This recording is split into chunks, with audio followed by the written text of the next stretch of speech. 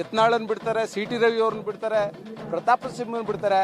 ಆದರೆ ಶಾಂತಿಯನ್ನು ಬಯಸ್ತಕ್ಕಂಥ ನಮ್ಮನ್ನ ನಾಗರಿಕರನ್ನ ಬಿಡ್ಲಿಕ್ಕೆ ನಿರಾಕರಿಸ್ತಾರೆ ಅಂತ ಹೇಳಿದ್ರೆ ಪೊಲೀಸ್ ಇಲಾಖೆಗೆ ಕ್ರಿಮಿನಲ್ಗಳು ಯಾರು, ಸಜ್ಜನರು ಯಾರು ಅಂತ ಹೇಳ್ತಕ್ಕಂಥ ವ್ಯತ್ಯಾಸವೇ ಗೊತ್ತಿಲ್ಲದೆ ಇರತಕ್ಕಂಥ ಅಜ್ಞಾನದಲ್ಲಿ ವರ್ತಿಸ್ತಾ ಇದೆ. ಇದನ್ನು ನಾವು ಖಂಡಿಸ್ತೀವಿ. ಈ ಸರ್ಕಾರದ ವೈಫಲ್ಯದಿಂದ ಶ್ರೀರಂಗಪಟ್ಟಣ ಆಯಿತು, ನಾಗಮಂಗಲ ಆಯಿತು, ಕೆರಗೋಡ ಆಯಿತು, ಈಗ ಅಂತಿಮವಾಗಿ ಮದ್ದೂರಿಗೆ ಬಂದಿದ್ದಾರೆ.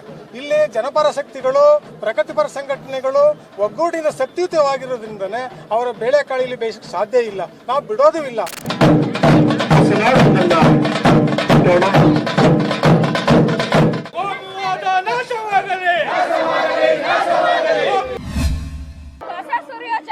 ಜಾಗಕ್ಕೆ ನೀವು ಸೌಹಾರ್ದ ನಡಿಗೆ ಮಾಡಿದ್ದೀರಿ.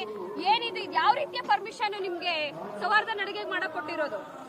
ಈಗ ಮಾಧ್ಯಮ ಸ್ನೇಹಿತರೆ, ನಾವು ಕೂಡ ಪೊಲೀಸ್ ಇಲಾಖೆ ಜೊತೆಯಲ್ಲಿ ಕೈ ಜೋಡಿಸಬೇಕು. ಅವ್ರ ಉದ್ದೇಶ ಕೂಡ ಶಾಂತಿ ಸೌಹಾರ್ದತೆಯಿಂದ ನಾವು ಹೋಗಬೇಕು ಅಂತ. ಅದಕ್ಕೆ ಪೂರಕವಾಗಿ ನಾವು ಮಾಡ್ತಾ ಇದ್ದೀವಿ. ಆದರೆ ನಮ್ಮ ಉದ್ದೇಶ ಇತ್ತು, ಇಲ್ಲಿಂದ ಒಂದು ಪಾದಯಾತ್ರೆ ಹೊರಟು ಟಿ ವಿ ವೃತ್ತ ನೆರಳಿದೆ ಮಾಡೋಣ ಅಂತ. ಇಲಾಖೆಯವರು ಅದಕ್ಕೆ ಅನುಮತಿಸ್ತಾ ಇಲ್ಲ. ಹಾಗಾಗಿ ಬೇಸರ ಇದೆ. ಆದ್ರೂ ಅವ್ರ ಜೊತೆಲಿ ಕೋಆಪರೇಟ್ ಮಾಡಬೇಕು ಅಂತ ನಮ್ಮೆಲ್ಲ ಜನಪರ ಸಂಘಟನೆಯವರೆಲ್ಲ ಸೇರಿ ಮಾತಾಡ್ಕೊಂಡು ಇಲ್ಲೇ ನಡಿಗೆ ಮಾಡೋಣ, ಇದು ನಮ್ಮ ನೆಲ ಅಲ್ವಾ, ಇಲ್ಲಿಂದ ಶಾಂತಿ ಸಂದೇಶ ಸಾರೋಣ ಅಂತೇಳಿ ನಾವು ಮಾಡಿದ್ದೀವಿ. ಇದರಲ್ಲಿ ಬೇರೆ ಉದ್ದೇಶ ಇಲ್ಲ. ಹಾಗಾಗಿ ನಮ್ಮೆಲ್ಲರ ಮುಖಂಡರುಗಳ ಧ್ಯೇಯವಾಕ್ಯಗಳನ್ನ, ಘೋಷಣೆಗಳನ್ನ ನೀವೆಲ್ಲ ಕೇಳಿದ್ರೆ ನಮ್ಮೆಲ್ಲರ ಉದ್ದೇಶ ಒಂದೇ, ಸಮಾಜದಲ್ಲಿ ಶಾಂತಿ ನೆಲೆಸಬೇಕು. ಇದಕ್ಕೆಲ್ಲ ಜನಪರ ಸಂಘಟನೆಗಳು ನೋಡಿ, ನಮ್ಮ ಮಹಿಳಾ ಸಹೋದರರು ಎಷ್ಟು ಜನ ಬಂದಿದ್ದಾರೆ, ಎಲ್ಲ ಸಂಘಟನೆಗಳು ಎಷ್ಟು ಜನ ಬಂದಿದ್ದಾರೆ. ಹಾಗಾಗಿ ಇಲ್ಲಿ ಬಂದಿರ್ತಕ್ಕಂಥವ್ರು ನಾನು ಅನ್ಕೋತೀನಿ, ಈ ಕೆಲವರ ಒತ್ತಡದ ನಡುವೆ ಬಂದವರು ನಮ್ಮ ಜನಕ್ಕೆ ಎಷ್ಟು ಥ್ಯಾಂಕ್ಸ್ ಹೇಳಿದ್ರು ಕಡಿಮೆ. ಕಾರಣ ಏನು ಅಂತ ಹೇಳಿದ್ರೆ, ಒಬ್ಬೊಬ್ಬರು ಕೂಡ ಇಲ್ಲಿ ಸಮಾಜದಲ್ಲಿ 100 ಜನ ಇದ್ದಂಗೆ ಇವರು ಇವತ್ತೇನು ಗ್ಯಾದರ್ ಆಗಿದ್ದೀವಿ, ಒಬ್ಬೊಬ್ಬರು 100 ಮಂದಿಗೆ ಸಮ. ಹಾಗಾಗಿ ನಮ್ಮ ಉದ್ದೇಶ ಒಂದೇ, ಶಾಂತಿ ಸೌಹಾರ್ದದ ಕಡೆಗೆ. ಮದ್ದೂರು, ಮಂಡ್ಯ ಜಿಲ್ಲೆಯಲ್ಲಿ ಈ ಕೋಮುವಾದ ಶಕ್ತಿಗಳಿಗೆ ನಾವು ಮತ್ತೆ ಜಯ ಕೊಡಬಾರದು ಉದ್ದೇಶದಿಂದ ಮಾಡಿದ್ದೀವಿ. ಹಾಗಾಗಿ ನಾವೆಲ್ಲರೂ ಕೂಡ ಹೋರಾಟ ಮಾಡ್ತಾ ಇದ್ದೀವಿ. ನಾವೆಲ್ಲರೂ ಕೂಡ ತಮ್ಮೆಲ್ಲರ ಸಹಕಾರ ಜೊತೆಯಲ್ಲಿ ಈ ಹೆಜ್ಜೆ ಆಗ್ತಾ ಇದ್ದೀವಿ. ನನ್ನ ಫೇವರೇಟ್ ನಂದಿನಿ ಚೀಸ್. ಈಗ ಎಲ್ಲರ ಫೇವರೇಟ್ ನಂದಿನಿ ಚೀಸ್.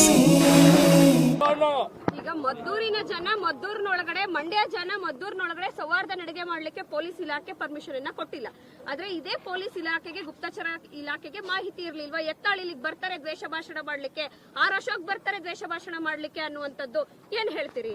ಈಗ ಗಲಭೆ ಆದ ನಂತರದಲ್ಲಿ ಮದ್ದೂರಿನಲ್ಲಿ ಪರಿಸ್ಥಿತಿಯನ್ನು ತಹಬದಿಗೆ ತರಲಿಕ್ಕೆ ಪೊಲೀಸ್ನವ್ರು ಏನು ಕೆಲಸ ಮಾಡಿದ್ದಾರೆ ಅದನ್ನ ನಾವು ಈಗಾಗಲೇ ಸ್ವಾಗತಿಸಿದ್ದೀವಿ, ಅಭಿನಂದನೆಗಳನ್ನು ತಿಳಿಸಿದ್ದೀವಿ.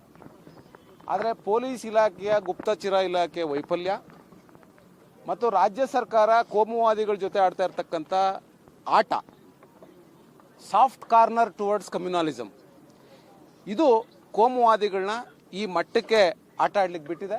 ಅವರು ಯತ್ನಾಳನ್ ಬಿಡ್ತಾರೆ, ಸಿ ಟಿ ರವಿ ಅವ್ರನ್ನ ಬಿಡ್ತಾರೆ, ಪ್ರತಾಪ ಸಿಂಹನ್ ಬಿಡ್ತಾರೆ.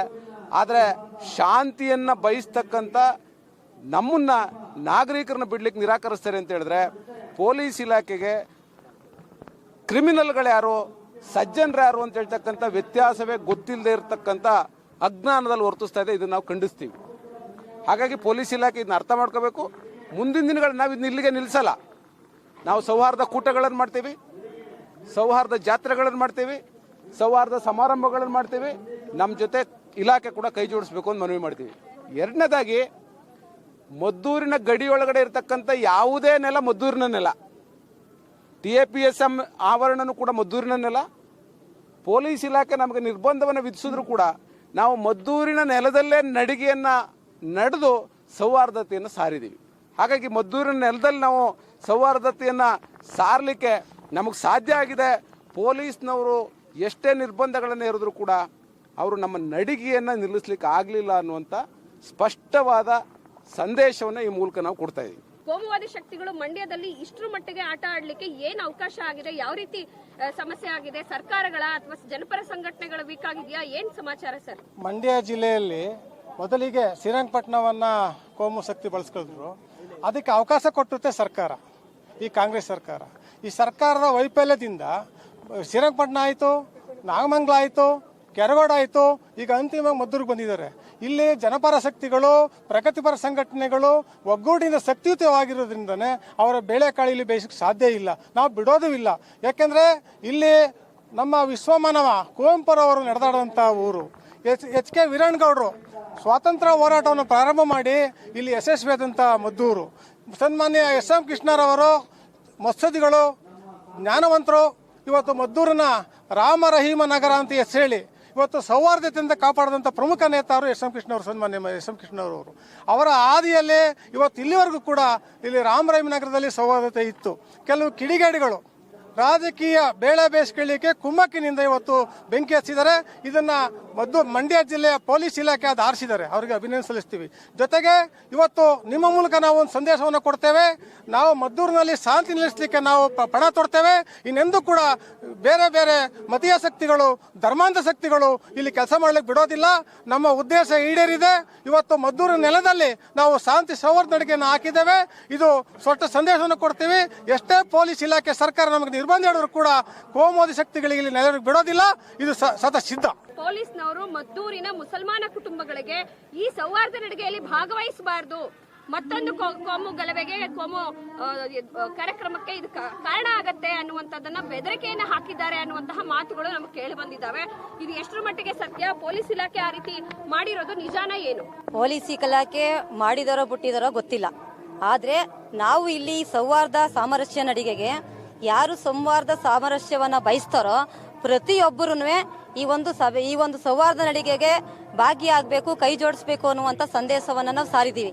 ಅದ್ರ ಭಾಗವಾಗಿ ಇಲ್ಲಿ ರೈತರು, ಕೂಲಿಕಾರರು, ವಿದ್ಯಾರ್ಥಿ, ಯುವಜನರು, ಕಾರ್ಮಿಕರು, ನಮ್ಮ ಮುಸ್ಲಿಮ್ಸ್ ಬಾಂಧವರು ಮತ್ತು ಎಲ್ಲ ವಿಭಾಗದ ಜನರು ಇವತ್ತು ಈ ಒಂದು ಸೌಹಾರ್ದ ನಡಿಗೆ ಒಳಗಡೆ ಭಾಗವಹಿಸಿದ್ದಾರೆ. ಆದರೆ ಇವರು ಪೊಲೀಸ್ ಇಲಾಖೆ ಒಂದು ಸೌಹಾರ್ದ ನಡಿಗೆಯನ್ನ, ಶಾಂತಿ ಸೌಹಾರ್ದತೆಯನ್ನ ನಡಿಗೆಯನ್ನ ನೋಡ್ತೀವಿ. ಮತ್ತೆ ಮದ್ದೂರ್ನ ಒಂದು ಈ ಭಾಗದೊಳಗಡೆ ಸೌಹಾರ್ದತೆಯನ್ನು ಬಯಸ್ತೀವಿ ಅಂತ ಬಯಸ್ತಕ್ಕಂಥ ಜನಕ್ಕೆ ಇವತ್ತು ನಮಗೆ ಅವಕಾಶವನ್ನ ಕೊಡದೇನೆ ಅವಾಗ ಯತ್ನಾಳ್ ಬಂದಂತ ಸಂದರ್ಭದಲ್ಲಿ, ಸಿ ಟಿ ರವಿ ಬಂದಂತ ಸಂದರ್ಭದಲ್ಲಿ, ಪ್ರಕಾಶ್ ಸಿಂಹ ಬಂದಂತ ಸಂದರ್ಭದಲ್ಲಿ ಅವಕಾಶಗಳನ್ನು ಕೊಟ್ಟಿದ್ದಾರೆ.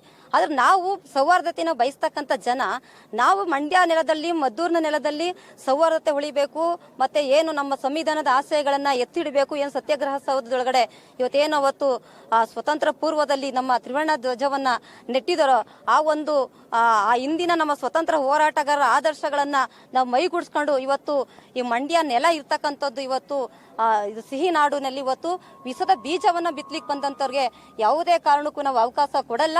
ನಾವು ಯಾವಾಗ್ಲೂ ಅವ್ರ ವಿಷದ ಬೀಜವನ್ನ ಬಿತ್ತಿದ್ರೆ ಅದ್ರ ಕಿತ್ತಾಕ್ತಿವಿ. ಈಡೇರ್ಲಿಕ್ಕೆ ಬಿಡೋದಿಲ್ಲ ಕೋಮು ಶಕ್ತಿಗಳದು ಅಂತ ನೀವು ಹೇಳ್ತಾ ಇದ್ದೀರಿ. ಆದ್ರೆ ಇವ್ರು ಬರುವಂತದ್ದು ಮಂಡ್ಯದೊಳಗಡೆ ಈ ಘಟನೆ ನಡೆದಿರೋ ಸಂದರ್ಭದಲ್ಲಿ ಕೋಮು ದ್ವೇಷ ಭಾಷಣವನ್ನ ಮಾಡೋದಕ್ಕೆ, ಪ್ರಚೋದನೆ ಕೊಡೋದಕ್ಕೆ ಅನ್ನುವಂಥದ್ದು ಪೊಲೀಸ್ ಇಲಾಖೆಗೆ, ಗುಪ್ತಚರ ಇಲಾಖೆಗೆ, ಸರ್ಕಾರಕ್ಕೆ ಗೊತ್ತಿರ್ಲಿಲ್ವಾ? ಹೇಗ್ ಬಿಟ್ರು ಅವರನ್ನ ಅಂತ ಅನ್ಸುತ್ತೆ. ಖಂಡಿತ ಗೊತ್ತಿದೆ. ಎಲ್ಲ ಗೊತ್ತಿರ್ತಕ್ಕಂಥ ನಾವು ಹಾವು ಏಣಿ ಆಟ ಆಡ್ತಾರಲ್ಲ ಆ ರೀತಿನ ರಾಜ್ಯ ಸರ್ಕಾರ, ಪೊಲೀಸ್ ಇಲಾಖೆ, ಇಲ್ಲಿರ್ತಕ್ಕಂಥ ಜಿಲ್ಲಾಧಿಕಾರಿಗಳು ಮತ್ತೆ ಅಲ್ಲಿರ್ತಕ್ಕಂಥ ಸ್ಥಳೀಯ ಕಾಂಗ್ರೆಸ್ ಮತ್ತೆ JDS ಮತ್ತೆ ಬಿಜೆಪಿ ಮುಖಂಡರುಗಳಿದಾರಲ್ಲ ಅವ್ರು ಬಂದು ಏನೋ ಮಾಡ್ಕೊಂಡು ಹೋಗ್ಲಿ ಅನ್ನುವಂಥದ್ದನ್ನ ಅವ್ರು ಮಾಡ್ತಾ ಇದ್ದಾರೆ. ಆದ್ರೆ ಅದ್ರ ಪರಿಣಾಮ ಇಲ್ಲಿರ್ತಕ್ಕಂಥ ಮಂಡ್ಯ ಜಿಲ್ಲೆಯಲ್ಲಿರ್ತಕ್ಕಂಥ ಯುವ ಜನರಿಗೆ, ಜನಸಾಮಾನ್ಯರಿಗೆ ಯಾವ ರೀತಿಯಾದಂಥ ಪರಿಣಾಮ ಬೀರ್ತದೆ ಅನ್ನುವಂಥದ್ದನ್ನ ಇವತ್ತು ಕಾಂಗ್ರೆಸ್ನವರು, ಕಾಂಗ್ರೆಸ್ MLA ಇರ್ಬೋದು, ಮುಖ್ಯಮಂತ್ರಿಗಳು ಮತ್ತೆ ಪೊಲೀಸ್ ಇಲಾಖೆ ಅರ್ಥ ಮಾಡ್ಕೊಳ್ತಾನೆ ಇರ್ತಕ್ಕಂಥ ಇದನ್ನೆಲ್ಲ ಅರ್ಥ ಆಗಿದೆ.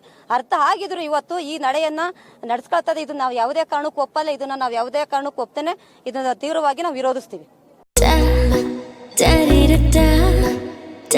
ಮತ್ತೆ ಮತ್ತೆ ಸವಿಯಬೇಕೆನಿಸುವ ಮೃದುವಾದ ನಂದಿನಿ ಪನ್ನೀರ್.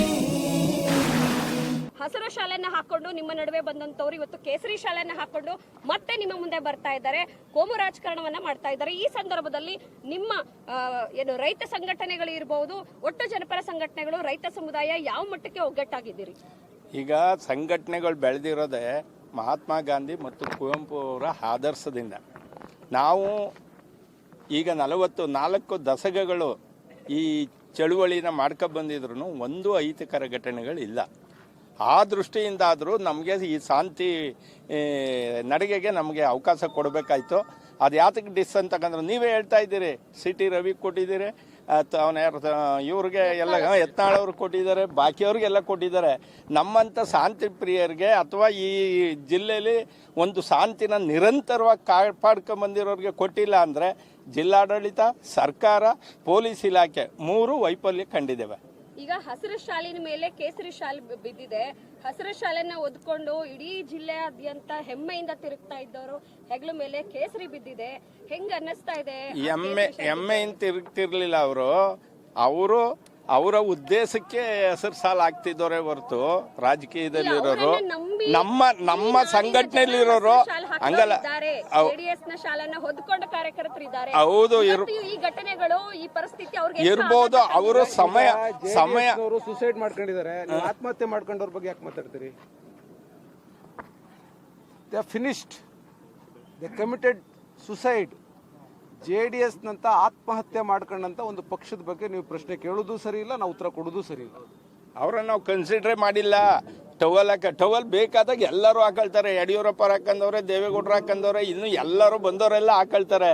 ಆದರೆ ಅವರೆಲ್ಲ ರೈತರ ಪರ ಅಲ್ಲ. ಅದೆಲ್ಲ ಜಗಜ್ಜಾಹಿರ ಆಗಿದೆ. ನಾವು ಇಲ್ಲ, ನಾವು ಭ್ರಮೆಲಿಲ್ಲ. ನೀವೇ ನೋಡಿದಿರಿ, ಈಗ 40 ವರ್ಷದ ಈ ಸಂಘಟನೆಗಳ ಇತಿಹಾಸದಲ್ಲಿ ಈಗ ಮೊನ್ನೆ ನಡೆದಂಥ, ಈಗ 3 ವರ್ಷದಲ್ಲಿ ನಡೆದಂಥ ಚುನಾವಣೆಯಲ್ಲೂ ನೀವು ನೋಡಿದಿರಿ. ನಾವೆಲ್ಲ ಯಾರಿಗೆ ಏನು ಯಾವ ರೀತಿ ಒಂದು ಈ ವರ್ಗದಲ್ಲಿ ನಾವು ಶಾಂತಿನ ಕಾಪಾಡಬೇಕು ಅನ್ನೋ ದೃಷ್ಟಿಯಿಂದ ನಾವು ಮಾಡಿರೋದು. ಸಂದರ್ಭದಲ್ಲಿ ನೀವು ಕುಮಾರಸ್ವಾಮಿ ಅವರಿಗೆ ಏನ್ ಸಂದೇಶ ಕೊಡ್ತೀರಿ ಸರ್? ಕುಮಾರಸ್ವಾಮಿ ಅವರು ಯಾಕೆಂದ್ರೆ ಅವ್ರಿಗೆ ಸಂದೇಶ ಕೊಟ್ಟರು ಕೇಳೋ ಅಂತಾರಲ್ಲ. ಯಾಕೆ ಅಂತ ಅಂದರೆ ಅವರು ತತ್ವ ಸಿದ್ಧಾಂತ ಒಂದು ಆದರ್ಶನೇ ಬಿಟ್ಬಿಟ್ಟು ಹೋಗಿರೋರಿಗೆ ನಾವು ಏನು ಹೇಳೋದು? ಹೇಳ್ಬೇಕಾದದ್ದಿಲ್ಲ, ನಾವು ಹೇಳೋದಿಲ್ಲ.